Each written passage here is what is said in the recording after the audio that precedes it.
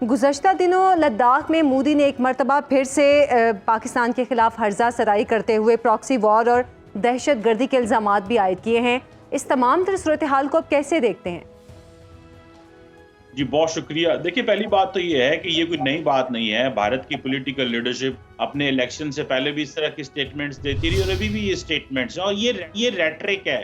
जाहिर बात है, नरेंद्र मोदी साहब की सीटें थोड़ी कम हुई हैं और वो समझते हैं कि मुझे अगर पॉपुलर रहना है तो ये एंटी पाकिस्तान बात करनी पड़ेगी। दूसरी बात ये है कि जब आप कारगिल का विजिट कर रहे हो तो डेफिनेटली अगर आप एंटी पाकिस्तान बात नहीं करेंगे तो क्या करेंगे। और आपको मजे की बात बताऊं, वो कभी भी एंटी चाइना बात नहीं करेंगे, कभी भी चाइना के खिलाफ बात नहीं करेंगे, कभी भी चाइना को ऐसा बात नहीं करेंगे जिससे चाइनीज अनॉयड हो। तो उनके बारे में ऑलरेडी बहुत क्रिटिसिज्म है कि आप चाइना के बारे में बात नहीं करते लेकिन पाकिस्तान के बारे में बात करते हैं। तो वो जस्ट सिर्फ अपने आप को रेलिवेंट रखने के लिए, रेटरिक के लिए। और लेकिन इसमें मैं एक और फैक्टर भी करूंगा। देखें, इसमें एक पाकिस्तान फैक्टर भी है। जब भी Indian leadership prime minister Modi Pakistan के खिलाफ बात करते हैं, अमित शाह, राजनाथ सिंह, उनके defence minister and home minister Pakistan के खिलाफ बात करते हैं, कभी किसी पाकिस्तान के पॉलिटिकल लीडर ने जवाब नहीं दिया। इसकी क्या वजह है? हमें भी इस पे देखना चाहिए कि हमारी लीडरशिप क्या समझती है कि भारत का जो मसला ये सिर्फ फौज के लिए है या भारत का मसला फॉरेन ऑफिस ने देखना। फॉरेन ऑफिस की स्पोक्स पर्सन जवाब दे या ना दे, किसी को कोई इस चीज से गर्ज नहीं है। मैं समझता हूँ कि पाकिस्तान की पॉलिटिकल क्लास को इस चीज को ज़हन में रखना चाहिए कि 76 साल हो गए हैं, जरूर हमने न्यूक्लियर वेपन्स एक्वायर कर लिए हैं, हम एक मिसाइल टेक्नोलॉजी हैं, लेकिन थ्रेट वहीं का वहीं मौजूद है। सो लिहाजा भारत की जो पॉलिटिकल लीडरशिप के जो स्टेटमेंट्स हैं उनको सीरियस लेना चाहिए। अच्छा, अब पाकिस्तान ही नहीं, हमने देखा है गुज़श्ता कुछ अरसे में कनाडा, अमेरिका, ऑस्ट्रेलिया, बरतानिया में भी भारत ने अपने टारगेट्स को निशाना बनाया है और इन ममालिक को भी भारतीय दरअंदाजी सहना पड़ी है। तो फिर तो सर्टिफाइड दहशत गर्दी का स्टेटस अब भारत के पास है। फिर पाकिस्तान पर जो इल्ज़ामात लगाए जा रहे हैं, इनकी क्या हकीकत रही है? इनको पाकिस्तान को किस तरह कंडेम भी करना चाहिए और भारत के खिलाफ किस तरह आलमी सतह पर आवाज़ उठानी चाहिए? देखिए, जो इस वक्त भारत के खिलाफ अमेरिका, कनाडा और इवन कि ऑस्ट्रेलिया के अंदर भी ये इंसिडेंट्स हुए हैं, वहां पे जिस अंदाज से अमेरिकन एडमिनिस्ट्रेशन ने अमेरिकी अदालतों के जरिए ये साबित किया कि भारत जो है और भारत की सरकार जो है वो इन्वॉल्व थी और वो किसी एक अमेरिकी जो पन्नू एक सिख रहनुमा था उसको कत्ल करना चाह रही थी। कैनेडियंस ऑलरेडी पार्लियामेंट ये बात कर चुके हुए हैं, इंटरनेशनल मीडिया भी इस पे बात कर रहा है, इवन कि ऑस्ट्रेलिया ने इसके हवाले से भी बात की है।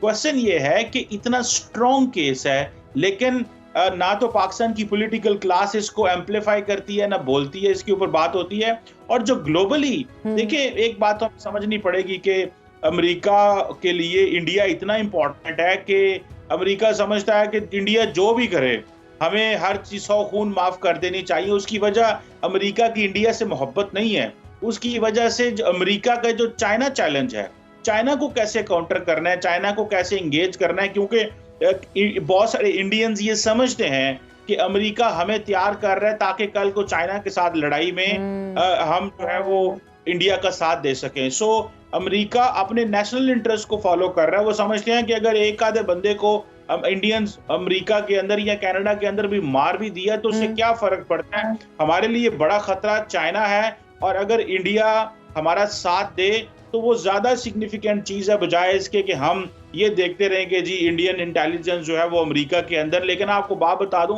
कि 50 साल बाद ये पहली दफा हुआ कि रॉ के ऑपरेशन नॉर्थ अमेरिका में बंद हो गए। ना इस वक्त अमेरिका में ना कनाडा में रॉ की जो ऑफिशियल्स बैठे हुए हैं। बहरहाल क्योंकि अमेरिका को इंडिया की जरूरत है अगेंस्ट चाइना, सो नरेंद्र मोदी और उनकी इंटेलिजेंस एजेंसीज ने जो भी किया अमेरिका कनाडा के अंदर कुछ उसमें होने वाला नहीं है। अच्छा डॉक्टर साहब, मोदी अपने दौरे इक़्तिदार में अगर हम तीसरे टेन्योर की बात करें, पाकिस्तान के खिलाफ बयानिया उन्होंने एक बनाया है, इससे वो हासिल एक तो क्या करना चाहते हैं? जबकि इलेक्शन 2024 में बीजेपी ने जो नारा लगाया था कि वो इस मरतबा बहुत ज़्यादा मेजॉरिटी में आएंगे, वो नारा भी उनका नाकाम हुआ, उनको वो मेजॉरिटी भी नहीं मिली। पाकिस्तान मुखालिफ बयानिया उनका अहमियत खो चुका है, ये तस्लीम करना चाहिए। देखिए, पाकिस्तान के बारे में जो बयानिया है वो इसको जारी रखेंगे। उसकी एक वजह तो ये है कि उनको पता कि पाकिस्तानी आपस में जो पॉलिटिकल यहाँ पे हालात खराब हैं, तो एक तो ये बात करो, उनको पता है पाकिस्तान से बात तो हो नहीं सकती, सो लिहाजा जो एंटी पाकिस्तान नैरेटिव है उसको जिंदा रखो। और दूसरी बात यह है कि बहुत सारे लोग इंडिया के अंदर ये महसूस कर रहे थे, उन लोगों को क्लैरिटी दी जा रही है। क्या महसूस कर रहे थे कि शायद थर्ड टाइम हुकूमत है, शायद भारत जो है वो पाकिस्तान से बातचीत का आगाज करे। लेकिन याद रखें इसी महीने 4 या 5 जुलाई को डॉक्टर जयशंकर, भारत के जो मिनिस्टर फॉर एक्सटर्नल अफेयर हैं, उन्होंने शंघाई कोऑपरेशन ऑर्गेनाइजेशन की मीटिंग हुई अस्ताना के अंदर, वहां पाकिस्तान के खिलाफ बड़े हाईएस्ट लेवल पे इल्जामात लगाए। एक तो पाकिस्तान ने उसका जवाब भी नहीं दिया, पता नहीं क्यों लीडरशिप जवाब नहीं देती।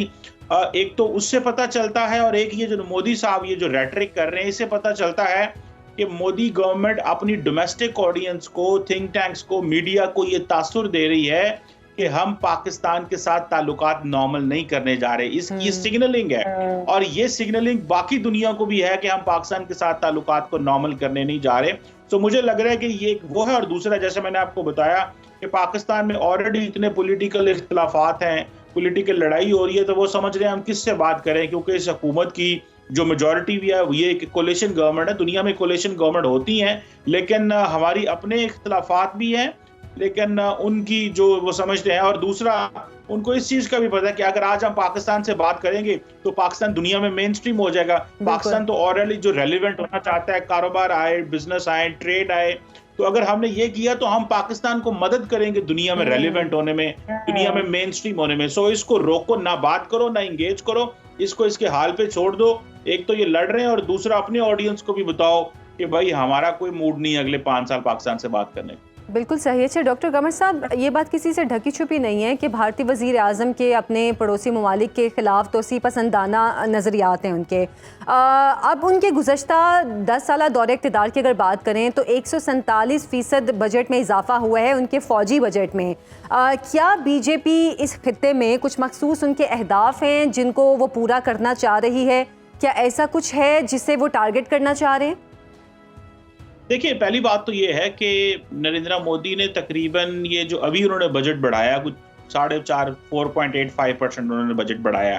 लेकिन आपको मजे की बात बताऊं कि जो उनका बजट है 75-76 बिलियन डॉलर्स के करीब, चाइना का बजट 225 अरब डॉलर है, इंडिया का बजट 76 बिलियन डॉलर है। इंडिया के अंदर इस चीज की एंजाइटी है कि हमारा जो डिफेंस बजट है वो 1.9% ऑफ द जीडीपी है, जो कि इसको 3% होना चाहिए। अब पाकिस्तान का टोटल 15 अरब डॉलर के करीब बजट है, हमारा तो मुकाबले कोई नहीं है। तो इंडिया बेसिकली, और आपको पता है इंडिया पिछले कुछ सालों से दुनिया का सबसे बड़ा आर्म्स इंपोर्टर भी रहा है कॉन्टिन्यूसली। और इस वक्त इंडिया के अंदर एक लड़ाई हो रही है, और वो लड़ाई क्या हो रही है? लड़ाई ये हो रही है कि इंडिया की सरकार ये चाहती है कि इंडिया की एक डॉक्ट्रिन, उसे कहते हैं आत्मनिर्भर भारत, यानी कि हम इंडिजिनियसली अपने डिफेंस इक्विपमेंट को जो है वो मैन्युफैक्चर करें। जो इंडिया की मिलिट्री और एयरफोर्स की लीडरशिप है और नेवी की लीडरशिप है, वो कह रही है कि जो आप काम करने जा रहे हैं ये बहुत टाइम लगेगा, हमें इमीडिएटली जो मिलिट्री हार्डवेयर है उसको प्रोक्योर करना पड़ेगा, बाय करना पड़ेगा, क्योंकि हमारे लिए जो थ्रेट्स हैं वो ज्यादा हैं।